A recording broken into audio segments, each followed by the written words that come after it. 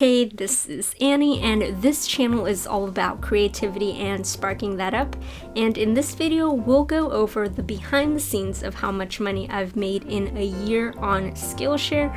And I think the numbers aren't as impressive as what the other YouTubers are sharing, but it is a more realistic number, I think, if you're just dabbling in it and if you don't have a pre-existing audience base. Regardless though, it is super cool to see students learn from your classes and share their works, and in addition, it is amazing that it is a source of passive income. Bear in mind that everyone comes onto Skillshare with a different context and different skill sets.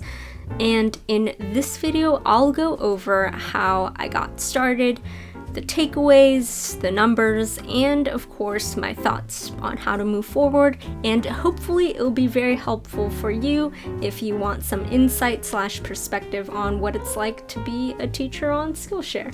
So with that, let's dive right in and let's get lucid.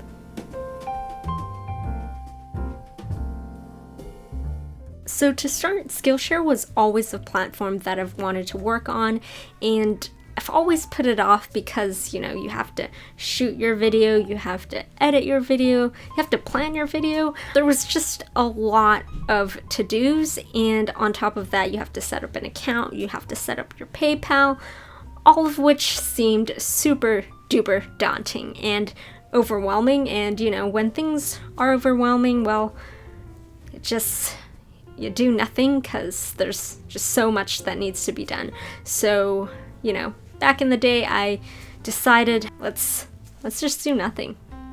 But if you do nothing, then nothing gets done. And so in that case, I was like, okay, I have this goal, and if I do nothing, obviously I'm never gonna hit that goal. So let's take steps to try.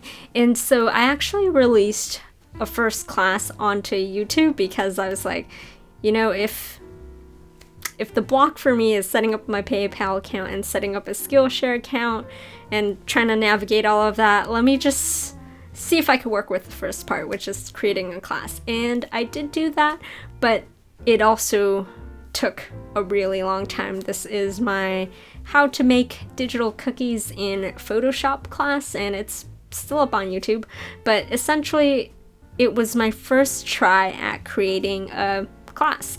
And overall, I liked how it turned out, but I definitely knew that I was a lot slower than I could have been.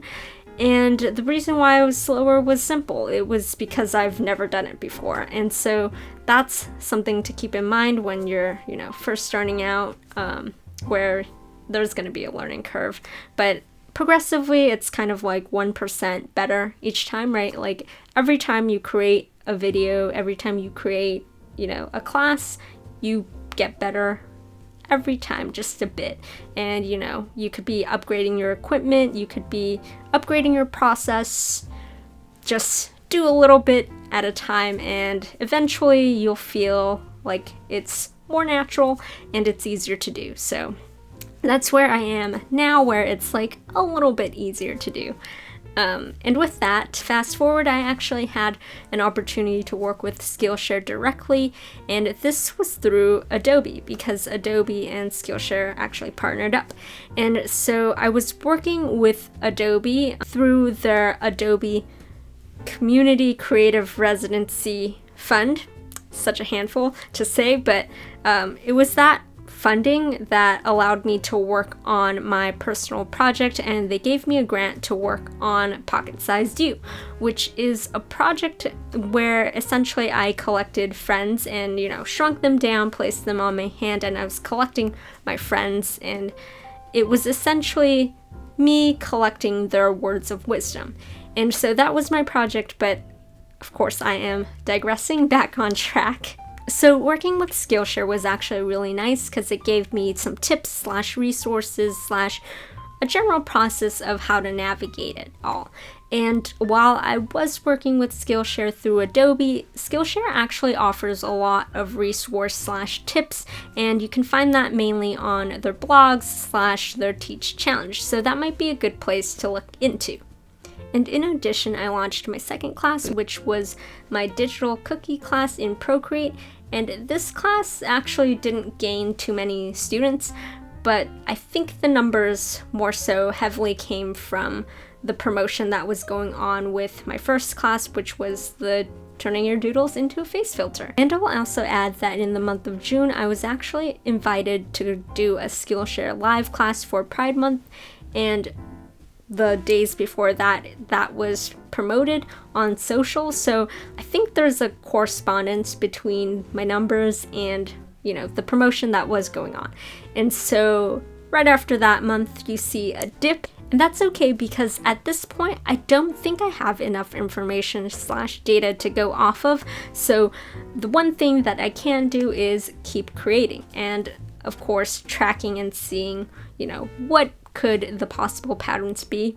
But at this moment in time, moving forward, I just have to create more classes and just see if there is indeed a pattern. And I'll end by saying what I really enjoy about Skillshare is the fact that students can share with you the projects that they've created and learned from your class, as well as the reviews left. Because most of the times the reviews are very, very nice. Well, so far they've been. And let's keep it that way. And of course, to keep it that way, I would have to deliver quality classes. And with that, hopefully this was a nice little tidbit / insightful. I'll also add that the review section, that's nice for social proof / credibility, because let's face it, if you were to have a written testimony / review coming from the source / the person / company, business, whatever it may be, you're less inclined to believe it, because for all you know / for all we know, that review could have came from their mom. But if you have a platform like Skillshare that's collecting these reviews, then you know that there's, you know, a layer of social proof / credibility that happens. With that, let's keep shining and take care. Bye.